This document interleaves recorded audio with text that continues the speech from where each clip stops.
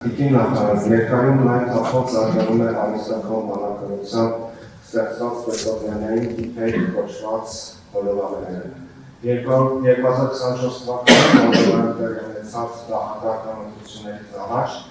այս տեխնոլոգիաները պատրաստվել էին նախագահ Մայա Սանդուի կեղծ ուղերձները, որոնք լայն տարածում են գտել սոցիալական արտաքներում և կանաչնուտերում, առաջացել քաղաքացիների շրջանում։ Ինչ տեղի կունենա, եթե օրինակ մեր երկրում կառավարվի, որ կարգավորական ընտրությունների նախորդության օրը, կամ ասենք հունիսի 7-ին, ասենք հանրապետության տարբեր հատվածներում, մոլերում, սուպերմարկետներում, որտեղ կայացածում է երաժշտություն, գովազդ, հանկարծ ընչի օրինակ Հայաստանի վարչապետի կամ այլ աշխարհների արհեստական բանականությամբ ստեղծված ձայնային շարժիչ և մանիպուլյացնող հայտարարություններ։ Մոլերում և սուպերմարկետներում հնչող գովազդը ըստ էության չի կարգավորվում պետական որևէ գերատեսչության կողմից։ Մինչև այս ամենի հեղինակներին գտնելը և պաշտոնական երկում տարածելը մանիպուլյացիոն այս հնարքը լուրջ հետևանքներ կարող թողնել։ Ոստիկանությունը ունի այս երևույթը կարգելու և հեղինակներին գտնելու ուղղություններ։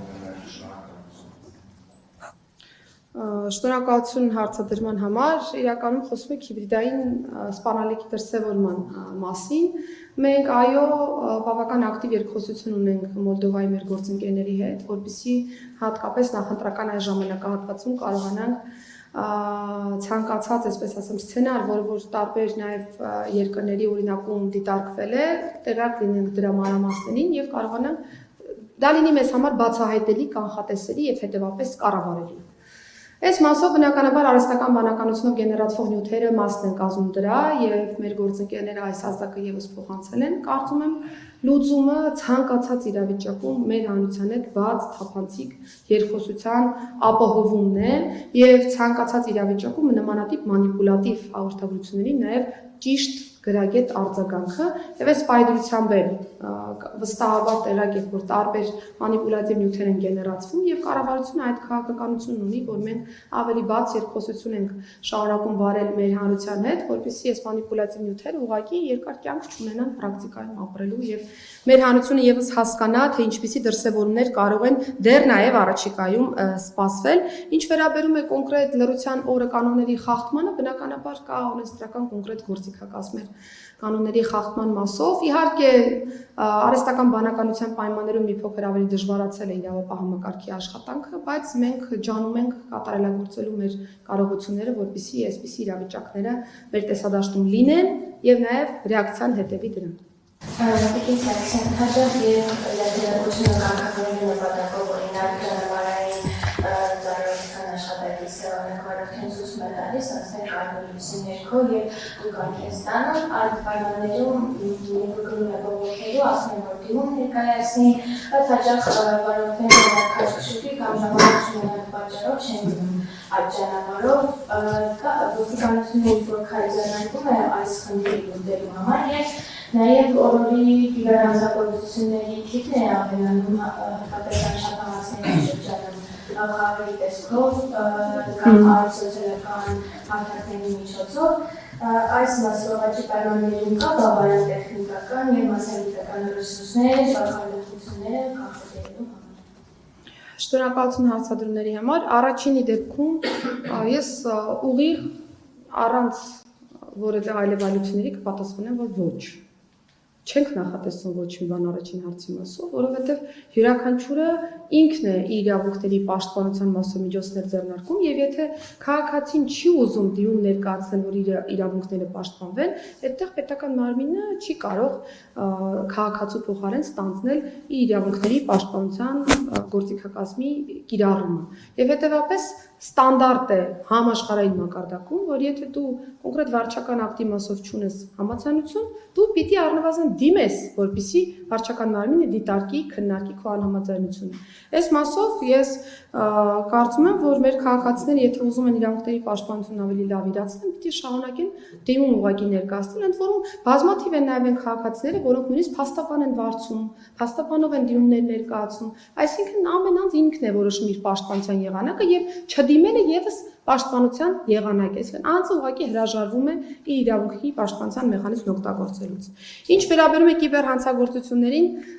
ես էլ նշեցի, որ կիբերհանցագործությունների մասով որոշակի աճ ունենք գրանցված եւ նաև իրազեկման process-ների մասով որոշակի քայլեր են ձեռնարկել, ընթացիկ տարվա կտրվածքով նաև կիբերմարտահրավեր հաղորդաշարն ենք պատրաստել, կիբերոստիկանություն տելեգրամյան ալիքն են գործարկել, որտեղ որ մեր քաղաքացիները ուղիղ երկխոսություն ունեն կիբերհանցավորության դեմ պայքարի վարչության մեր ոստիկանների հետ եւ կարողանում են տարբեր խորհուրդներ տալ ցանկացած արդի, այսպես ասեմ, ռիսկի մասով եւ եթե լինում են այնպիսի քաղաքացիներ, որոնք հետամուտ են լինում եւ լսում են հորդորները, ապա չեն բախվում որևէ խնդրի, բայց ունենում ենք այնպիսի իրավիճակ, որ նորից շարունակվում է process-ը, պիտի շարունակենք անընդհատ իրազեկման process-ներ իրականացնել, որպեսզի մեր հանրային իրավագիտակցությունը այս թեմայով ավելի լավանա եւ մենք ուղղակի 5000 դրամի դիմաց պայմանական մեր բանկային տվյալները չվաճառենք որևէ անձի, չհասկանալով թե ինչ կարող է տեղի ունենալ դրա արդյունքում։ Այս տարի կիբերլաբորատորիայի ձեռքբերում ենք ի վերջո ունենալու, արդեն իսկ ցանկերը հստակեցված են, գնման process-ի մեջ ենք մտել եւ այս առումով կիբերհանցավորության դեմ պայքարում ոստիկանության դիրքերը վստահաբար ավելի կհզորացնենք, կուժեղացնենք այս տարի։ Տիկին նախարար իմ հարցն է վերաբերում ոստիկանական վարժանքում քաղաքացու կոշտանման դեպքին, եթե չեմ սխալվում, այս դեպքը մի քանի ամսվա վարժանության է, ինձ հետաքրքիր է թե եք այս դեպքի մասին իմացել, արդյոք տեսանյութը հրապարակվելուց հետո, թե դրանից առաջ եւ թե դրանից առաջ ինչու է ոստիկանը շարունակել մնալ համակարգում, նաեւ եթե չեմ սխալվում, այդ տեսանյութը նկարահանվել է հեռախոսով, ով է այն նկարահանել, արդյոք ձեզ այս բանը հայտնի է եւ հարձակողության սենյակների տեսախցիկներ կան, դուք ասացիք, որ այս դեպքերը բացառիկ են, բայց մենք ինչ երաշխիք ունենանք, որ հենց այս պահին հանրապետության որևէ ոստիկանական բաժանմունքում նման դեպք չի գտնվում եւ հաջորդ հարցս, եթե չեմ սխալվում, 100 միլիոն դրամի պայմանագիր եք կնքել Հաչատուր Սուրյասյանի ընտանիքին պատկանող Սիվ ինշուրանսի հետ, արդյոք մրցույթ հայտարարվել է եւ այլ մասնակիցներ եղել են։ Շնորհակալություն հարցադրումների համար։ Առաջին հարցադրման մասով խոշտանգման դեպքի հետ կապված տեսանյութի արտահոսքից օրեր առաջ է նախարարության ներքին անվտանգության եւ հակակոռուպցիոն վարչությունը ստացել օպերատիվ տվյալ, ընդ որում տեսանյութի հասանելիություն տվյալ պահին մենք չենք ունեցել եւ նախաձեռնվել է ծառայողական ուսումնասիրություն, որից հետո ծառայողական քննություն է կոնկրետ նշանակվել եւ ծառայողական քննության շրջանակներում օգտվելով իմ լիազորությունից ծառայողի լիազորությունները կասեցվել են, հաղորդում եմ ուղարկել գլխավոր դատախազին, ըստ այդմ process-ն արդեն նկարագրեցի, թե ինչ է եղել եւ այս process-ը երբ որ նկարագրում եմ, միշտ մտքում ունեմ, որ մենք իրավական պետություն ենք եւ երբ որ տարբեր խնդիրներ են ի հայտ գալիս, հարցերին բացառապես պատշաճ իրավական ընթացակարգերի համապատասխան պիտի արձագանքենք եւ նաեւ մեր խոսույթում էլ խոսում ենք դեռ արարևոտության մակարդակում խոշտանգման դեպքի մասին, բայց գործիքակազմը ինչ որ իրավական կար, ես ձեզ նկարագրեցի եւ ամբողջ գործիքակազմը թե ՆԳՆ-ն, թե գլխավոր դատախազությունը, թե քննչական կոմիտեն ըստ էության իրացրել են կհետևենք արդեն նախաքննական մարմնի մնացյալ գործողություններին։ Ով է նկարել տեսանյութը, բնականաբար սա հարց է, որը որ նաև կդիտարկվի քրեական վարույթի շրջանակներում, որովհետև գործ ունենք նաև հանցագործության մասին չհայտնելու իրավիճակի հետ, որովհետև նկարողը ըստ էության ստացվում է, որ իմացել է արարևոտության մակարդակում գոնե թե խոշտանգման դեպքի մասին եւ չի հայտնել իրավապահ համակարգին այս դեպքի մասով, բնականաբար վարույթը նաև կառադառնա այս հարցին։ Երկրորդ հարցադրման մասով ես նորից եմ պնդում, որ խոշտանգման դեպքերը համակարգում բացառիկ դեպքեր են եւ վստահ եղեք, որ այս դեպքերը համատարած բնույթ չունեն, անցած տարի չեն ունեցել, դրան նախորդող տարի չեն ունեցել։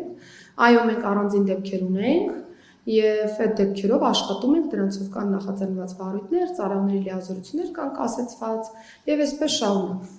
Եվ այս նույն գործելավոճը մենք շարունակելու ենք, այսինքն եթե նորից կլինի այնպիսի մի ծառայող, որը նորից չի ընկալի իրավիճակը եւ կգնա ոչ իրավաչափ վարքագծի, վստահեցնում եմ, որ մեր ծառայողները գիտեն, որ այս իրավիճակները ռեակցիա ունենալու, բայց նաև մեր ծառայողները հստակ գիտեն, որ ներքին գործերի նախարարը եւ ներքին գործերի նախարարության ամբողջ համակարգը ջանք չի խնայելու այն դեպքերի մասով, երբ որ գիտենք փաստական տվյալներով, որ խոշտանգում տեղի չի ունեցել, բայց կա համակարգի հեղինակազրկման, ծառայողների անընդհատ քննադատության հետ կապված ալիք եւ մենք լուր, բայց գնում ենք փաստերի հավաքագրման ճանապարհով, որպեսզի ծառայողների մասով այս արձանագրումը եւս լինի։ Ինչ վերաբերում է Seal Insurance-ին եւ սրանով ապահովագրական նաեւ գործարքի կայացմանը նախարարության մասով, ես կարծում եմ, որ մենք վաղուց անցել ենք այն փուլը, երբ որ ներքին գործերի նախարարության մասով պիտի քննարկենք ապահովագրական այս գործարքների մասով գնման process-ը։ Մենք միշտ հայտարարում ենք մրցույթում ունենում ենք մասնակիցներ եւ ստանդարտ գնումների ընթացակարգով, ով առաջարկում է ավելի էժան, բնականաբար այդ մասնակիցը դառնում է հաղթող, իսկ եթե միակ մասնակիցը լինում է որևէ կազմակերպություն, բնականաբար եթե բավարարում է պահանջներին, մասնակիցը համարվում է հաղթող։ Որևէ բան չենք իրականացրել այնպես, որ խախտենք գնումների մասին օրենսդրության պահանջները։ Հիմա կարող էր անունը լինել SIL, կարող է լինել մեկ այլ անունով ապահովագրական ընկերություն։ Մեզ հետաքրքիր է, որ ոստիկանական ծառայությունում ունենանք ապահովագրական գործարքներ, ով կդիմի, թողնում ենք արդեն մեր ապահովագրողների ընտրությանը եւ նաեւ հնարավորություններին։